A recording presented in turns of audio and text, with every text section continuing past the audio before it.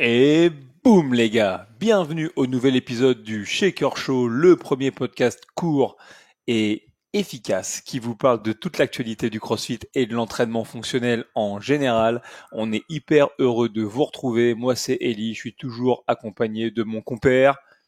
Ah, c'est encore moi qui me lance. Eh oui, c'est Gauthier, toujours présent au poste. On est bien, on est dans le canapé, il fait bon, on est en pleine forme. Il fait bon, il veut dire que ça Il fait cuit. 400 degrés dans l'appartement. C'est un truc de malade. Faut dire, je vis dans un aquarium, si vous voulez, avec une magnifique baie vitrée. Et il fait trop beau à Paris, Qui c'est abusé. pas été lavé depuis au moins 1987 et donc on cuit dans cet appartement qui nous sert de studio pour le podcast. L'épisode d'aujourd'hui, comme son nom l'indique, est un épisode qui est focalisé à 100% sur les semi-finals de Berlin pour essayer de revenir un petit peu sur ce qui s'y est passé et surtout de comprendre un petit peu les gros takeaways pour les Français. Et cet épisode est sponsorisé par sponsorisé par nous-mêmes pour une fois, ok. Exactement. Mais ça va pas durer parce que on a un nouveau partenaire qui va nous rejoindre pour l'aventure pour un certain nombre d'épisodes avec qui on est hyper heureux de collaborer et on vous en dira un petit peu plus sans doute à la fin du podcast. Quoi qu'il en soit, attaquons directement. On peut y aller, direct. Bah oui. Parlons de Berlin. Parce que sinon on va faire des blagues, etc. Voilà. Après bon, voilà. Hein on essaie c'est pas le genre de la maison. Pas vraiment. On essaie de démarrer aujourd'hui, de faire de l'efficace. Pour tout vous dire, on a même fait une fiche de lecture. On n'a jamais été aussi professionnel. Là, c'est incroyable. On sait où on va. Pour une fois, c'est ça. Non. On sait dans quelle direction on veut aller. On n'a pas un chemin précis, mais on sait de quoi on veut parler. Pour tout vous dire, Gauthier, c'est dans quelle direction il voudrait qu'on aille. Et moi, maintenant, tout le jeu pour moi consiste à faire dérailler son plan pourtant bien huilé. Mais je vais essayer de faire en sorte qu'on parte sur des bonnes bases. Le but de cet épisode aujourd'hui, revenir un petit peu sur ce qui a été programmé à Berlin. Gauthier là-dessus a bien fait ses devoirs. Si vous avez raté cette compétition et les semis en général, vous pouvez toujours les retrouver sur YouTube, mais on va vous permettre de rattraper ce que vous avez loupé. Moi qui ai passé énormément de temps dans les gradins parce que je travaille sur un projet perso dont je vous parlerai également, et j'ai pu observer quand même beaucoup de choses sur le floor et il y avait des trucs hyper intéressants qui sont produits surtout du côté de nos Français. Et puis on fera un petit peu de spéculation, allons-y de l'analyse technique, analyse technique de on est bon nous ça. Une petite chandelle qui monte, nous. On peut quand même faire comme coach Brian Friend, non? Allons-y. Si lui il peut, nous on peut. Exactement. Et puis si là vous avez une caméra, préparez-vous à voir Gauthier rougir. Voilà, quand même coach Brian Friend qui quand même se décrit lui-même comme faisant partie du monde du fitness, du sport, du fitness depuis une bonne dizaine d'années, quand même un acteur incontournable. Si vous le connaissez pas, il fait de l'analyse de performance d'athlètes et il propose souvent des suggestions sur ce qui pourra devenir vers le futur, qui souvent s'avère inexact. Et j'aime beaucoup dire que à savoir qu'il est là depuis 10 ans, c'est bien, c'est la preuve que ça marche pas toujours ce qu'on fait, mais quoi qu'il en soit, à notre petit niveau, parce que blague à part, suivez coach Brian Friend, il fait des super analyses, il est souvent sur le podcast de Sevan Matosian. On va essayer un petit peu de discuter sur ce qu'on pense peut-être avoir au CrossFit Games en fonction de ce qu'on a vu au semi. On peut attaquer directement maintenant que je t'ai un petit peu chahuté Gautouche. On peut reprendre la base. J'ai entendu dire que tu avais fait un sacré boulot. On a bossé un peu sur la programme. Donc si on reprend les choses de base, en gros qu'est-ce qui s'est passé à Berlin? C'était les demi-finales, donc c'était l'étape d'après des quarts de finale, et c'est un élément qu'on a pu retrouver dans plusieurs lieux sur Terre. Il y a eu Pasadena, il y a eu encore l'Est des États-Unis, j'ai oublié le lieu, et il y en a eu autre à Busan, c'est ça? En tout cas, la programmation... T'as juste rigolé du nom d'une ville coréenne. Busan. Non. Alors là, moi, j'ai vu le dernier train pour Busan, tu vois. J'aime le cinéma coréen, mais Busan. Alors j'ai pas été longtemps à l'école. Hein. Qu'est-ce que j'allais dire? Donc en gros, la programmation était commune à toutes les demi-finales. Donc on a pu voir les mêmes tests au fur et à mesure des semaines. Dans cette programmation-là, ce qu'on a pu retrouver, c'est évidemment des tests de CrossFit. Dans ces WOD-là, on a pu si on reprend la base, si on regarde ça, c'est si vous voulez analyser la programmation d'une compétition, il y a plusieurs choses sur lesquelles votre œil il peut se tourner. Ça peut être les durées des entraînements qu'on va pouvoir retrouver, les différentes modalités qu'on va pouvoir voir dans cet entraînement-là. Donc, est-ce qu'ils ont fait plusieurs mouvements, un seul mouvement, 2, 3, et aussi les différents types de WOD qu'on a pu retrouver. Est-ce que les athlètes squattent, est-ce qu'ils poussent, est-ce qu'ils tirent? C'est un peu comme ça qu'on peut analyser une programmation de manière basique.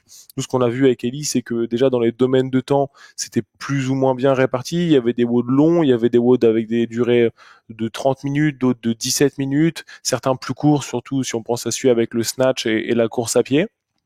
On a vu que, encore une fois, CrossFit avait réutilisé, un peu réinterprété des benchmarks avec le WOD Linda, qui est un grand classique de CrossFit, qui a juste été un peu réinterprété sûrement au niveau des charges et aussi au niveau du matériel utilisé, parce qu'il y a eu des dumbbells qui ont été utilisés. D'habitude, dans Linda, on se base plutôt sur le poids de corps des athlètes. Là, il fallait une charge commune à tout le monde. Et on a pu voir que dans les différentes modalités qu'on a pu retrouver, les athlètes, ils ont fait 2 mouvements, 3 mouvements, qu'ils ont fait du travail en intervalle avec de la gymnastique, et des pistoles et des burpees, et on a vu que cette année, un peu à notre grande surprise, il n'y avait pas de single, ok, donc pas de charge lourde à soulever sans pré-fatigue, juste une épreuve de force. Cette fois-ci, il y avait un petit test de course à pied avant la force. Donc voilà ce qu'on peut retrouver sur l'analyse globale de la programmation de cette demi-finale. Ouais, c'était intéressant. Tu as parlé déjà de Linda. Comprenez, si vous avez pas suivi par le passé les CrossFit Games, en fait, Linda, c'est un entraînement de référence qu'on utilise, qu'on peut faire à la salle de CrossFit. Il n'est pas impossible que vous le fassiez. Une combinaison de deadlift, de squat clean et de développé couché, même si parfois on le fait en power clean. Comme ça, on peut faire un chrono plus rapide, on croit qu'on est fort. Mais en fait, on n'est pas fort. Et donc, un WOD de référence de CrossFit dans la programmation de cette année, mais qui est également un redo, dans le sens où Linda, ça avait déjà été programmé en 2018, à l'époque avec un banc de développé couché, et cette année, du coup, ils l'ont effectué avec une dumbbell. C'est bien, ça a fait un challenge un petit peu différent, et puis aussi, pour vous dire la vérité, je pense aussi que ça a simplifié le travail de l'organisation des bénévoles au sens large, parce qu'à l'époque, quand moi j'avais travaillé en 2018 sur les régionaux, c'était quand même un sacré merdier. Ouais, j'imagine bien trouver des chandelles, un truc pour pouvoir mettre les barres, c'est toujours pas facile. Puis c'était vraiment des gros racks de chez Rogue, donc c'était vraiment du solide, mais il fallait vraiment régler pour chaque athlète la hauteur du coup du banc de développé couché. Au moins avec les grosses dumbbells, c'est un problème qui est même résolu. en termes de sécu, c'est-à-dire les dumbbells, là tu peux vraiment aller l'échec à la dumbbell, c'est pas un problème. À la barre, si t'es bloqué, ça peut toujours poser un problème, tu vois. Ils te mettaient les sangles, c'est les grosses sangles de force. Ouais, donc c'était aussi pour ça que c'était un tant soit peu complexe, c'est parce qu'il fallait que ce soit installé correctement. En 2018, je passais mon brevet, donc franchement, je pouvais pas être partout. Mais ouais, donc, ok. Bon, en 2018, j'étais démotime. Et c'est classe. Il y a eu Tola et il y a eu Eli, franchement. Exactement. On se demande pourquoi ils ont changé le casting, les mecs. Mais quoi qu'il en soit, donc à ce point-là, je pense aussi on retrouve un thème qui est cher à Adrian Bozman, c'est-à-dire dans le WOD avec les snatchs et la course à pied, c'est l'envie de plus avoir d'athlètes qui sont en mesure de véritablement se pacer sur la course. Donc c'est vraiment un truc, je pense que ça qui l'obsède énormément. Donc ça veut dire quoi? Ça veut dire que sur le premier 800 mètres, oui, tu peux courir relativement lentement, ça changera pas ton score, mais ça t'empêchera peut-être de faire un ou deux essais. Donc peut-être que tu en as besoin pour maximiser ta barre. Et puis à l'inverse, quand tu fais je sais plus, c'était 8 reps en touch and go de snatch qu'il fallait faire. Quelque chose comme ça. À 85 kilos de mémoire pour les garçons.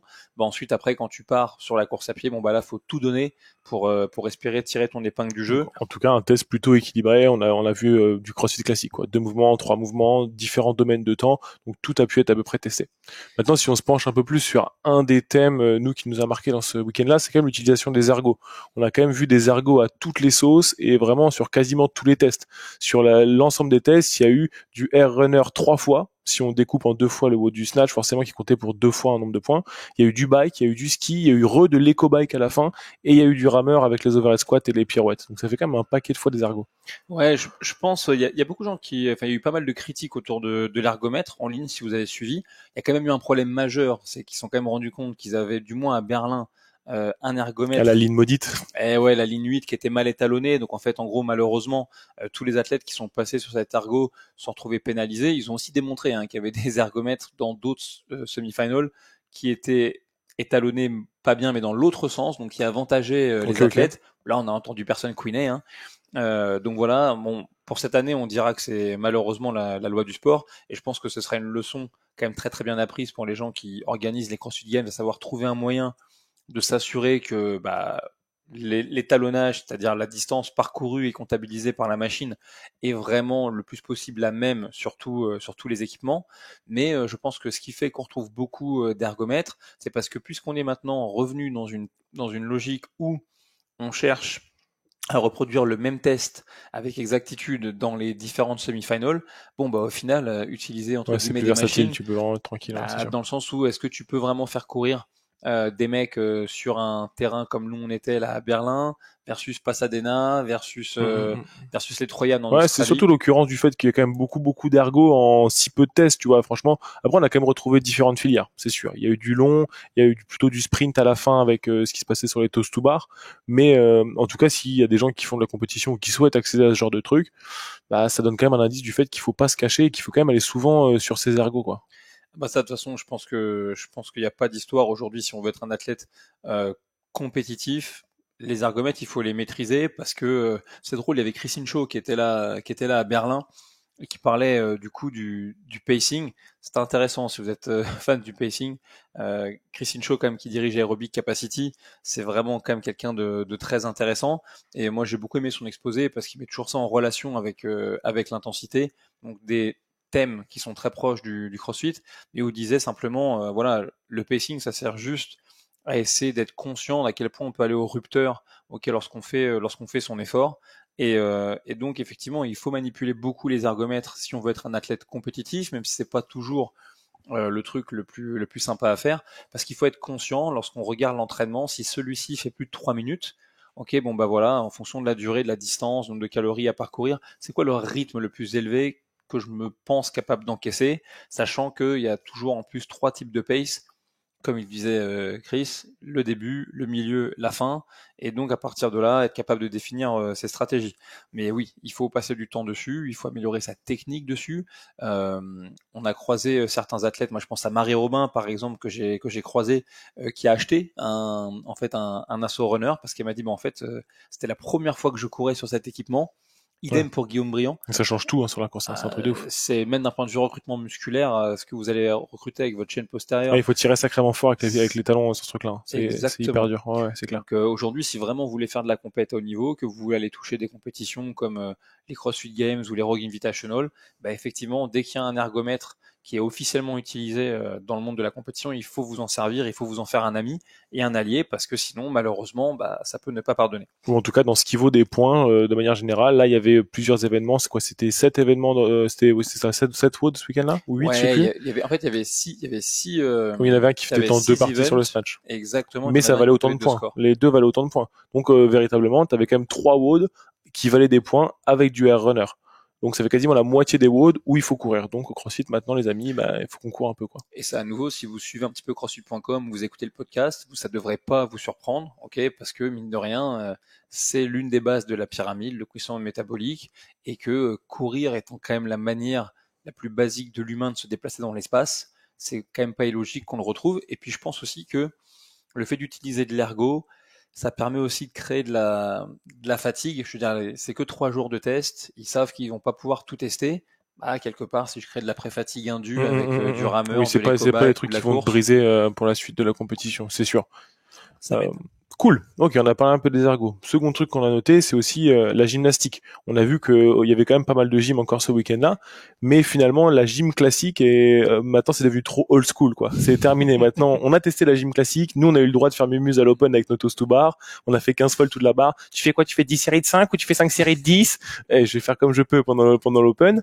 On a vu qu'il y avait des strict handstand push-up pendant l'open, mais on est quand même resté dans les jalons qu'on connaît dans les box. Alors, ouais, et je pense une nouvelle fois, il n'y a pas de hasard là-dessus. C'est-à-dire que l'open, on le sait, l'open, les quarts, je pense que c'est vraiment là pour tester les individus de la boxe, qui soient plus ou moins robustes, et que donc c'est pour ça on s'y tape tous les basiques, si tu veux, en termes de mouvement. Moi, ce que je pense, c'est que si on pense aux Games de 2022, l'épreuve avec le reverse press to handstand, les cross under, etc., jetés par Adrian Bozeman, où tout le monde a eu chaud à l'idée que peut-être les athlètes ne soient pas capables de réaliser ces skills, c'est ce qui a fait, entre autres, à mon avis, que cette année, déjà très tôt, on s'est dit, ok, on va mettre du skill, parce que aux Games, on veut avoir des mecs qui sont fit, ok, ça c'est sûr et certain, qui savent snatcher, qui savent courir, qui savent porter, voilà, qui maîtrisent les fondamentaux, mais on veut aussi des gens qui bougent intelligemment et qui sont versatiles, qui ont plein de skills à leur disposition. Et je pense que c'est effectivement, tu l'as relevé, la grosse différence avec peut-être certaines éditions des régionaux des ans passés. C'est ok, cette année, il y avait effectivement beaucoup de skills. Ouais, c'est ça, ouais. On a vu des mouvements classiques, mais en fait, on a vu la version épicée à chaque fois du mouvement classique, quoi. Il y avait des HSPU, mais vous allez les faire face au mur. Et il y avait des rope climb, bon, bah, vous allez commencer assis. Ah, on va faire des ring muscle up. Ouais, c'est clair, mais on va vous mettre un sac à dos et vous allez faire un complexe.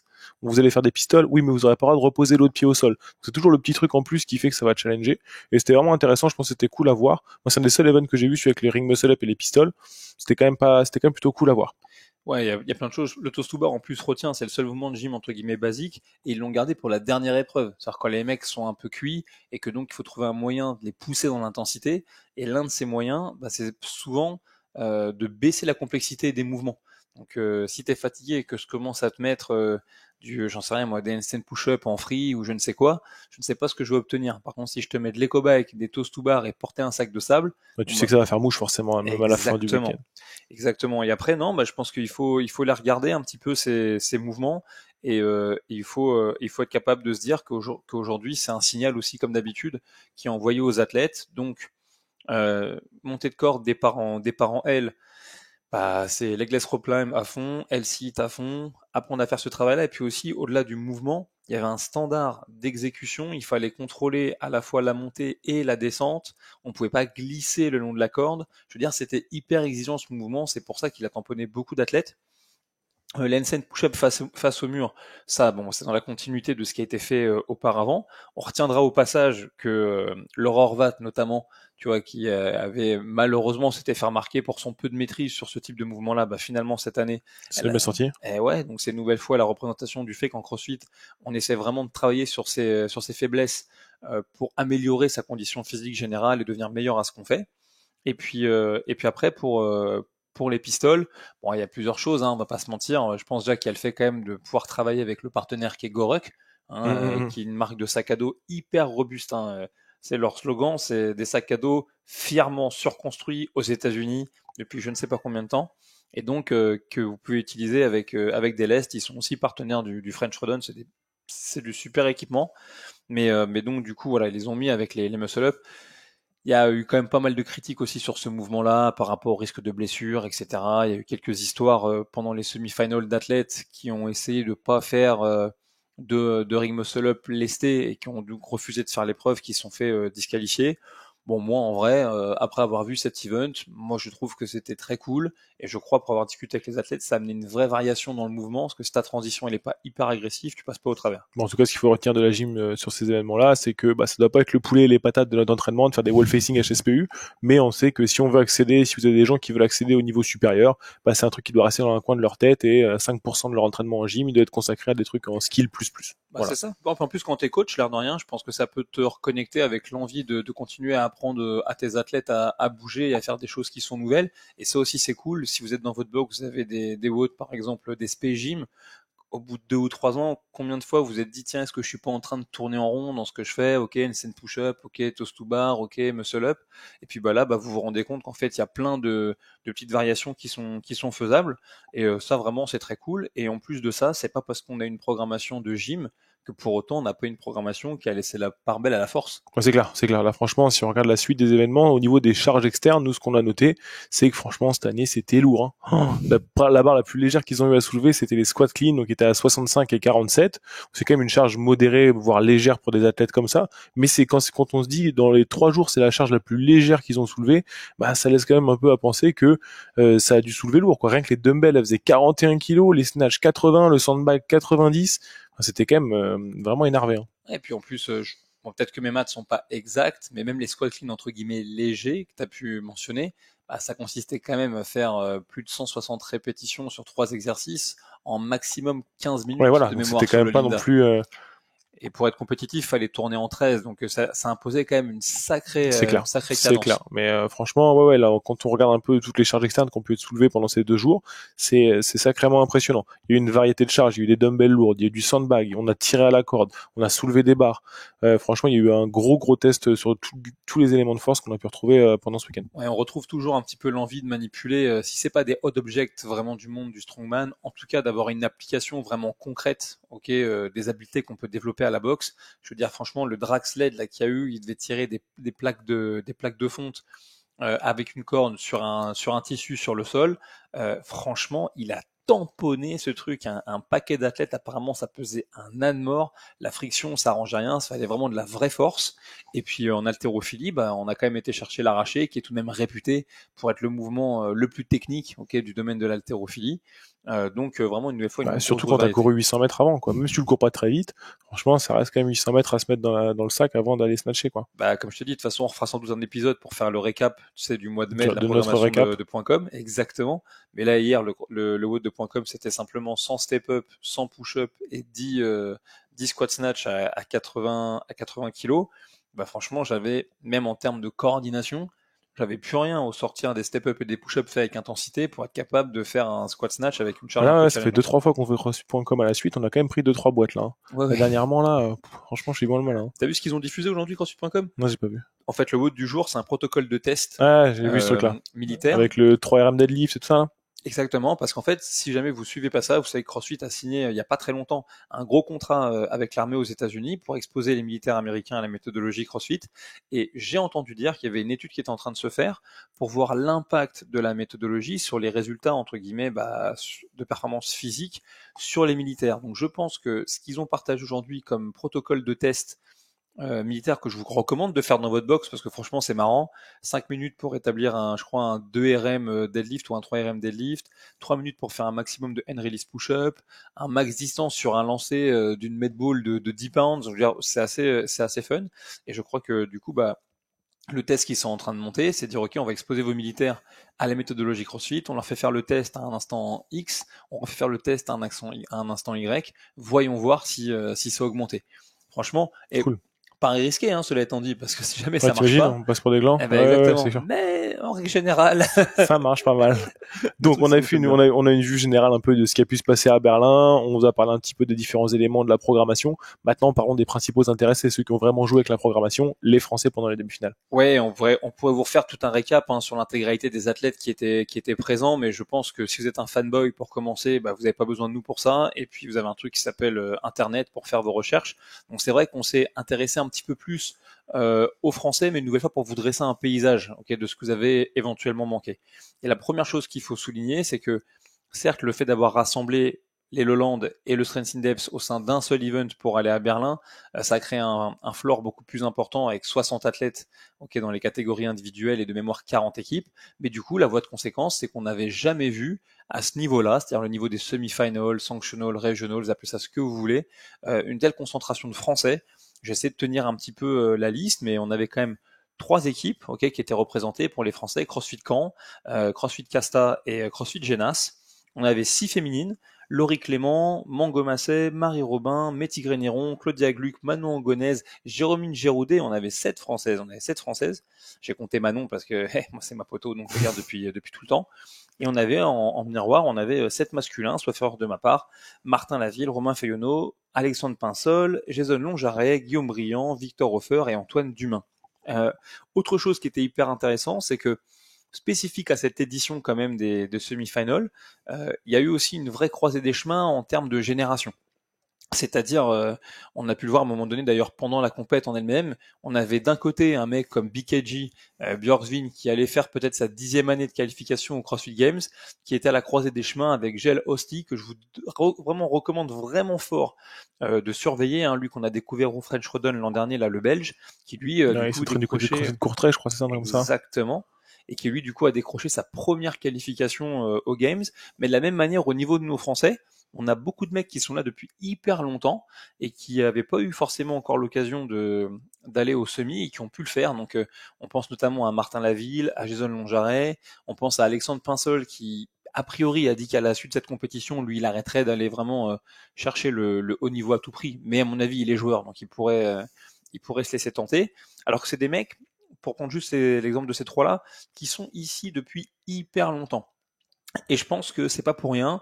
Je pense qu'ils ont aussi des fondations dans leur CrossFit qui sont hyper solides et que la programmation cette année leur a laissé l'opportunité de s'exprimer. C'est pas les seuls. Vous prenez un athlète comme David Chorunk qui lui faisait déjà les régionaux en 2018 de mémoire et lui qui s'entraîne avec le team GST qui revient d'une blessure du genou assez lourde. Et lui aussi a décroché le Britannique. Je crois même qu'il est écossais, son premier ticket pour les CrossFit Games et il partira du coup avec sa petite amie qui s'appelle Emma Toll qui elle aussi a décroché sa place pour aller à Madison. Et si vous suivez le French, bah ça aussi c'est des athlètes que vous avez vu tourner sur le floor un paquet de temps. Et puis idem, voilà, du coup dans les équipes notamment, on a pu avoir Johan Gigor qui a réussi à qualifier du coup une équipe de CrossFit Castanet pour aller un petit peu s'amuser et continuer à se bagarrer alors que Yo-Yo il devrait en avoir marre, il n'en a jamais assez. Non mais c'est vrai, et depuis 2013, 2014, toujours il était à la bataille. Et il a été dans tous les gros rendez-vous, il a fait les régionaux, il a amené une équipe aux Games, vraiment il a tout fait, mais il a toujours envie. Et moi je peux dire, je l'ai croisé dans les couloirs, etc. Ah, il était à fond, il voulait vraiment bien faire. Donc voilà, c'était le premier plaisir qu'on a pu avoir, beaucoup de Français, et puis aussi voilà des gens qui sont là depuis très longtemps, qui sont des copains. Et du coup, les voir sur le floor, un petit peu en découdre, des fois non sans mal. Hein. Franchement, Martin Laville, au niveau du mental, il avait quand même les deux genoux dans les chaussettes, il y avait masse de squat, etc. Il a serré les crocs, le mec, il a rien lâché. Donc non, franchement, chapeau. Et puis chez les filles, il y avait plein de trucs à relever. Là, cette fois-ci, au niveau des individuels, on a vu tout. On a vu des filles qui ont fait des trucs super. Je pense à Jérômine notamment, qui a vraiment été hyper impressionnante. Par exemple, sur le premier event, elle a bataillé fort et c'était pas facile, tu vois, ce premier event parce que tu démarres une compétition en regardant un écran. C'est malheureusement pour voir où t'en es par tu peux rapport pas aux jauger autres. sur le truc, sur la course. C'est l'un des problèmes de l'ergomètre. Moi, c'est ça qui m'énerve avec ce genre d'event. C'est à la rigueur quand la compétition est lancée, bon, tu peux commencer à te poser des questions, mais quand c'est à froid comme ça, c'est pas ouf. Mais en tout cas, Jérôme, elle a tamponné les ergomètres, elle s'est hyper bien démerdée avec le sled parce qu'elle a une force incroyable. Et puis ensuite, quand elle a commencé à toucher des choses qui demandaient un niveau de skill un peu plus élevé, où là c'était moins ses forces, bah néanmoins, elle a quand même pas démérité parce que tu sais, elle est restée focus. C'était des moments pas faciles. C'est quand la corde, par exemple, elle a vraiment eu un truc avec la corde quand tu la montais en strict, là, en départ en L, t'avais pas le droit de la pincer, c'est avec tes Ah, jambes. ok. Et c'est un truc qui peut arriver vite comme un réflexe pour un oui ou pour un non. Franchement, j'ai pas compté, mais elle a dû faire une dizaine de tentatives, des fois vraiment à ça de réussir, et parfois se retrouver à serrer avec les jambes, à se prendre une no-rep. Mais je veux dire, elle est restée vraiment composée, elle est restée dans son truc, elle a réavancé. Donc vraiment, elle a montré des belles choses. Et puis chez les filles aussi, une autre dont on peut souligner le talent, bah, c'est Mango Massé. C'était son premier rendez-vous à ce niveau-là. Elle qui était accompagnée de son amie et je pense que elle, ça va être une grosse source d'apprentissage. C'est-à-dire que des fois il y a des petits problèmes de réglage, des fois des petites choses encore un peu techniques sur le snatch qui pardonnent pas. Mais à côté de ça, tu vois une capacité à rester dans son couloir, à batailler. Et puis je veux pas dire de bêtises, mais je crois qu'aussi elle en a fait les frais elle, du fameux ergomètre de la ligne numéro 8. Ok. Ce qui est, ce qui est dommage, ça aurait pas changé le résultat complet de la compétition, mais je pense que les gens se seraient rendus compte vraiment de son capital athlétique si elle avait eu un truc plus, si elle avait pas eu cette malchance malheureusement. Mais en tout cas voilà, elle a envoyé. Marie Robin, on l'attendait aussi beaucoup. Le classement général n'est pas révélateur, ok, véritablement du niveau ni de Marie d'ailleurs ni de beaucoup des filles qui étaient présentes sur le floor. Hein. C'est un test sur 6 épreuves, il vaut ce qu'il vaut. Mais en tout cas, moi Marie, pour lui avoir parlé après la compétition, bah je peux vous dire, préparez-vous bien hein, sur la saison 2024 parce qu'à mon avis, elle a pas fini de faire parler d'elle. Et puis j'ai trouvé très ouverte parce qu'elle a par rapport à ce qu'elle avait envie de faire, par rapport à son entraînement, ses projets pour la suite, même le fait d'acheter un ergo, etc. Ça envoie la sauce. Et puis et puis ensuite, bah, on avait forcément deux personnes chez les femmes qu'on gardait fort dans le collimateur. Et je m'excuse par avance de ne pas avoir mentionné tous les exploits de Laurie Clément, mais je pense que puisqu'elle va aller au game dans 35-39, vous verrez qu'on aura l'occasion de parler de la tête de CrossFit Caen en détail. Parce qu'elle non plus, elle est pas venue pour faire de la figuration quand elle était à Berlin, donc ça laisse présager des bonnes choses pour la suite. Mais vraiment les deux filles qu'on regardait quand on était français, bah, c'était d'un côté Claudia Gluck et de l'autre Manon Angonèse.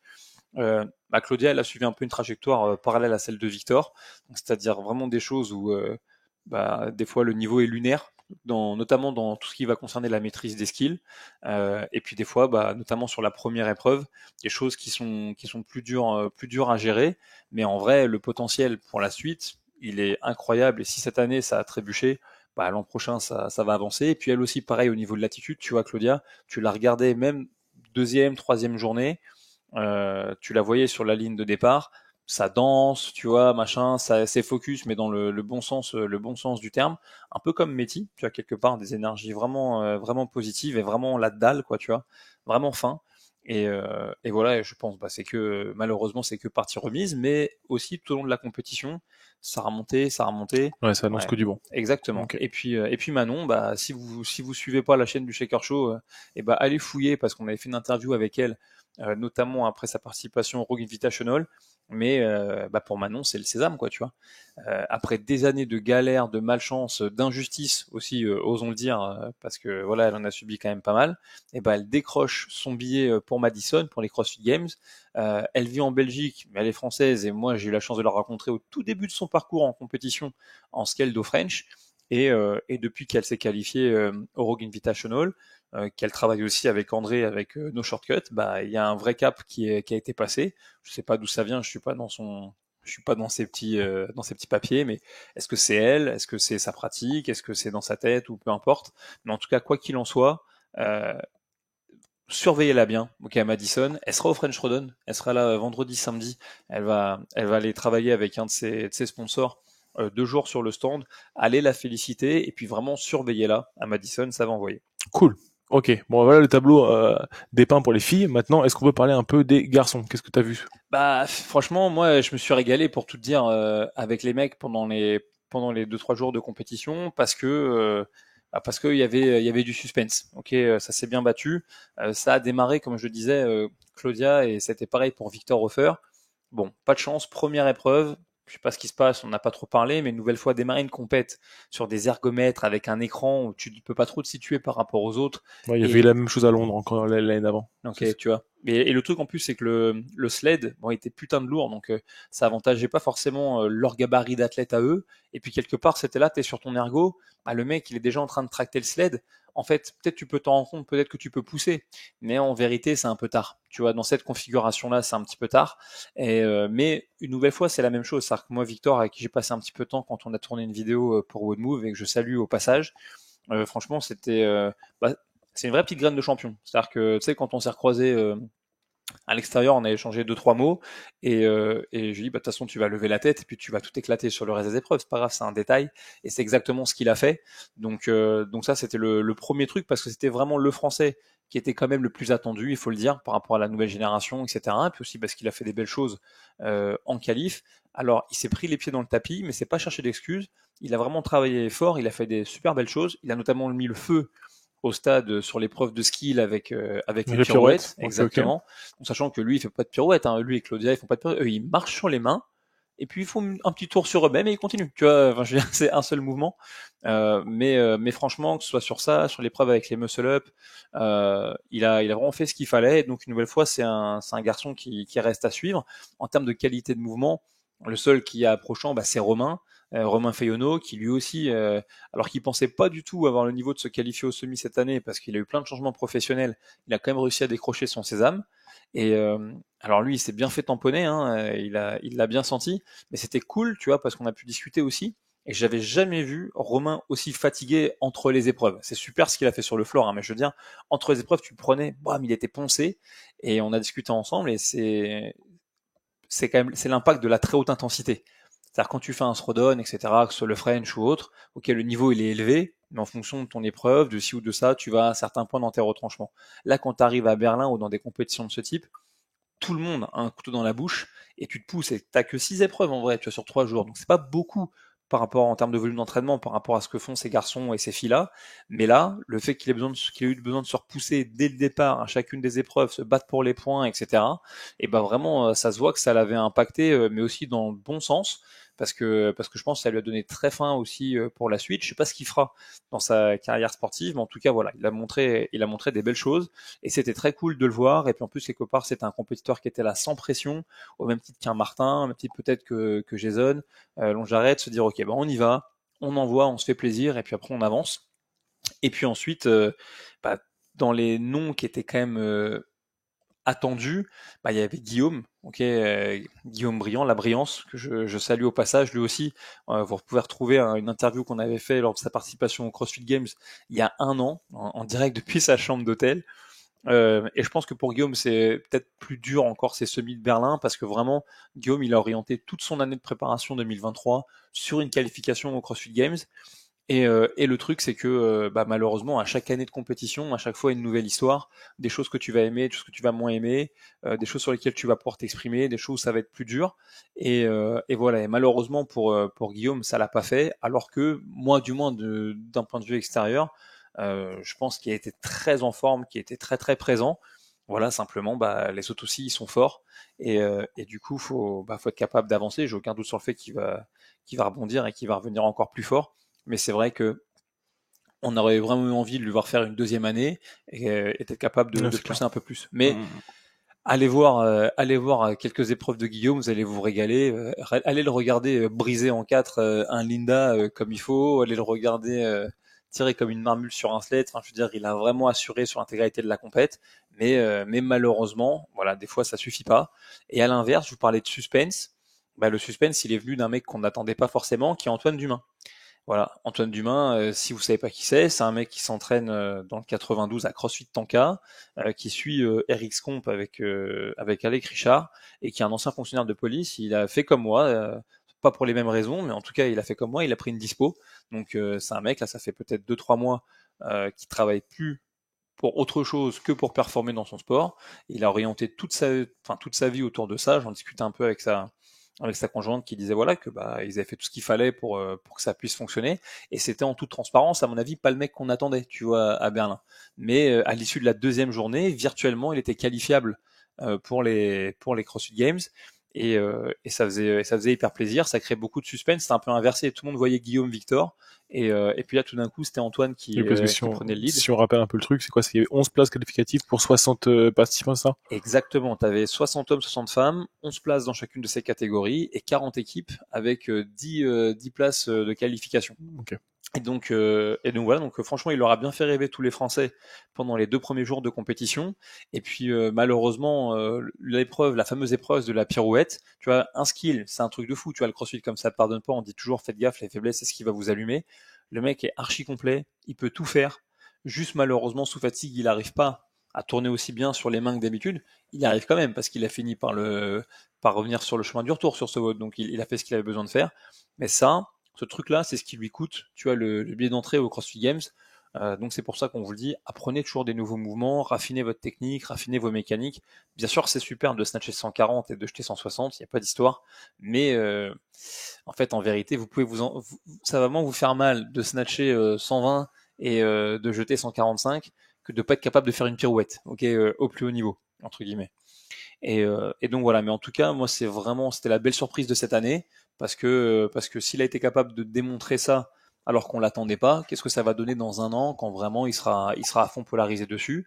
Et puis il y avait quand même du suspense parce que au final, comme je l'ai dit, Victor il s'était un peu pris les pieds dans le tapis en début de compétition, mais en fait il a bataillé très très fort et donc on avait cette espèce de trajectoire. On avait Victor qui faisait que s'exprimer de mieux en mieux au gré de la compète, tandis qu'on avait Antoine qui avait démarré très très fort et qui à la fin malheureusement un tout petit peu chancelé. Une nouvelle fois, hein, c'est que des mecs qui ont un niveau de fou, donc forcément vous êtes face aux 60 mecs les plus fit d'Europe. Oui, d'accord. Mais donc l'erreur pardonne pas. Mais c'était en tout cas une super belle compète et je pense qu'il a gagné le cœur du public. Il y avait plein de gens, même des mecs, que ce soit les gars de Grillet, les mecs de Lyon, les mecs d'autres box, tout le monde encourageait le public, Français, c'était ouf, hein. C'était vraiment chaud. On peut pas terminer ce tour d'horizon sans forcément parler un tout petit peu des équipes. Parce que c'était une performance de ouf. Ouais, là, je pense que sur les équipes, il y a pas grand chose à dire. J'aurais aimé dire que c'est la catégorie que j'ai regardé le plus, et malheureusement, c'est faux, parce que je vous dis que j'ai pas beaucoup travaillé, mais j'ai un peu travaillé quand même. Ce qu'il y a de sûr, c'est que CrossFit Caen et CrossFit Casta, même s'ils avaient des belles individualités dans leurs équipes, souvent, les moteurs de chacune de ces deux équipes étaient aussi qualifiés en individuel et donc sont partis en indiv. Donc c'est pour ça que parfois ils ont dû composer. En tout cas, chez CrossFit Casta, moi, les quelques épreuves que j'ai pu observer, notamment celle avec les muscle-up synchro, une nouvelle fois, même si Johan il a eu un petit pépin physique là-dessus, qui s'est rendu compte qu'il s'était pas réglé, mais quoi qu'il en soit, ils avaient mis en place des super stratégies pour faire en sorte que les garçons, les filles puissent bosser ensemble et que les faiblesses des uns soient compensées par les forces des autres. On n'enlève absolument rien à la performance de CrossFit Caen, qui s'est bataillé et déjà se qualifier à ce niveau-là. Je peux vous dire, c'est clair. puis je veux dire, un CrossFit Louvre en 2014, on qualifie une équipe au forceps pour les régionaux. On termine avant-dernier, je crois, comme ça de la compète. Donc et pourtant dans l'équipe, tout le monde s'entraînait dur, il n'y avait pas que des peintres, etc. Mais voilà, le niveau est très élevé. Et puis à côté de ça, vous avez CrossFit Genas qui, il faut bien le dire, enfonce le clou.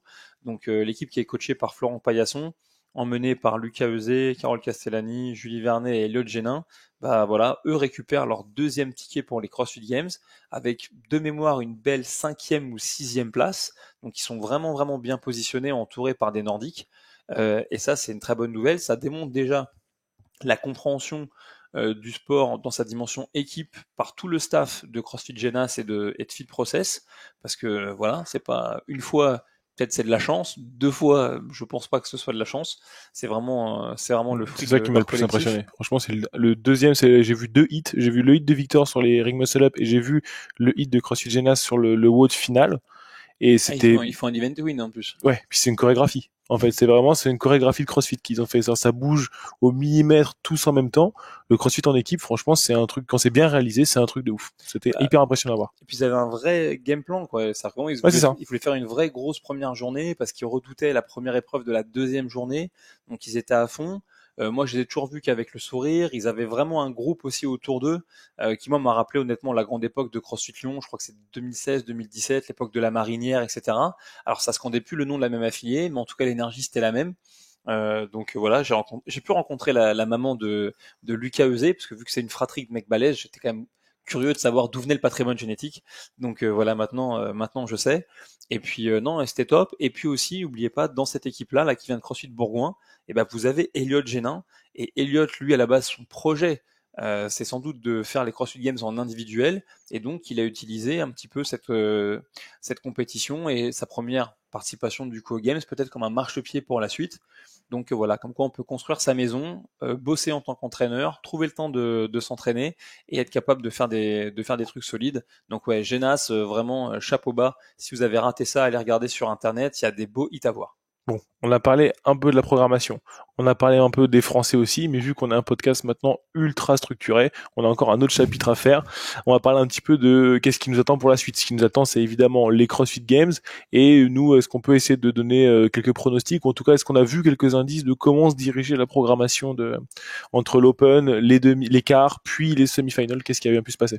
Je sais pas, toi, t'as une idée là-dessus? Non, mais en tout cas, on a des directions. Tu vois, on se rend bien compte qu'il y a quand même une façon de faire, la patte Adrian Bozman qui continue d'intervenir sur les programmations, en tout cas.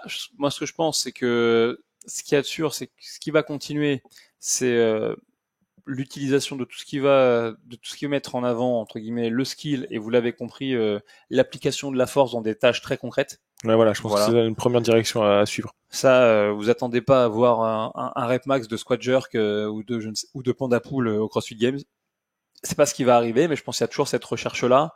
Il faut aussi rappeler que maintenant Dave Castro est revenu en tant que directeur du département éducation de chez CrossFit. Il est aussi superviseur de la programmation.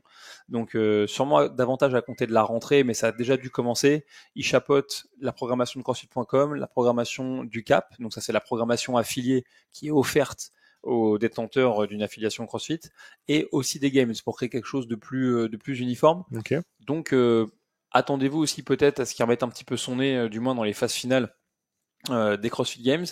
Moi, j'espère en tout cas que ce qui va revenir l'année prochaine aux CrossFit Games, c'est vraiment les choses sur lesquelles les gens ont trébuché l'an passé. Donc cross double under, bon, ça va sans dire, même si pour moi ce mouvement-là, c'est pas vraiment un test de fitness, c'est juste de l'habileté. Mais par contre, le reverse press to handstand, ouais, c'était sympa. En tout cas, dans la surprise de voir les athlètes surpris d'un nouveau mouvement, ça c'était cool à voir. Mais c'est vrai que sur place, bon, c'était pas non plus, c'était un peu un feu de paille ce truc-là. Je pense que c'était cool notamment quand Nick Matthews il a réussi, tu vois, à aller loin. Carrément. Ça démontrait qu'il avait fait le bon choix, Adrian Bozman, de proposer cette épreuve-là. Maintenant, ce que je veux dire par là, c'est que prenez une corde, mettez-vous de côté 30 minutes. Si vous savez faire des double under et des sauts simples, vous allez les rentrer, les cross under. C'est pour ça que je dis que c'est pas un niveau de skill incroyable. Par contre, le reverse press to handstand, Ça, c'est un autre jeu. Et vu qu'il y a très peu d'athlètes qui ont été jusque-là l'an passé, j'espère que c'est un mouvement qui va revenir, un peu placé au bon moment. Je pense qu'un des jouets qu'on n'a pas vu d'ailleurs pour l'instant, c'est tout ce qui concerne les barres parallèles. Je pense que ça va revenir au CrossFit Games. On les a utilisés une fois avec les dips, etc. Mais on peut s'attendre à ce que ça revienne. Et puis aussi, peut-être que le fait de demander aux athlètes de tourner sur eux-mêmes sur la marche sur les mains, moi, c'est juste une hypothèse, mais c'est peut-être aussi pour préparer un parcours de marche sur les mains où peut-être les mecs ils devraient tourner ou franchir des obstacles. Ah oui, sortir de ce schéma de ligne et peut-être les faire. Ok. Exactement, et c'est pour ça que tu aurais besoin de vérifier au moment des semis, est-ce qu'ils sont capables de tourner sur eux-mêmes? Parce que s'ils peuvent pas tourner sur eux-mêmes, comment est-ce que je peux me permettre de leur faire des slaloms, des ci et des ça? Ok, ouais, c'est intéressant. Moi, ce que je me disais, c'est aussi vu que la programmation, elle est standardisée, tu vois, entre tous les semi-finals. Effectivement, faut qu'ils répondent à des standards d'équipement. On peut pas commencer à inventer du matériel et à le transbahuter dans toute la planète. Donc, je pense qu'on va aussi, comme on a pu voir l'année dernière, voir des nouveaux équipements inédits peut-être, ou encore le retour de l'alpaca, tu sais, le traîneau qu'ils avaient utilisé. Ça peut être encore un élément pour les games. Ou en tout cas, ce que disait Bozeman, c'est que quand il parlait dans son podcast de comment il programmait pour les games, il voyait pas l'intérêt de faire un test de fitness classique avec des éléments que eux pourraient retrouver dans leur box.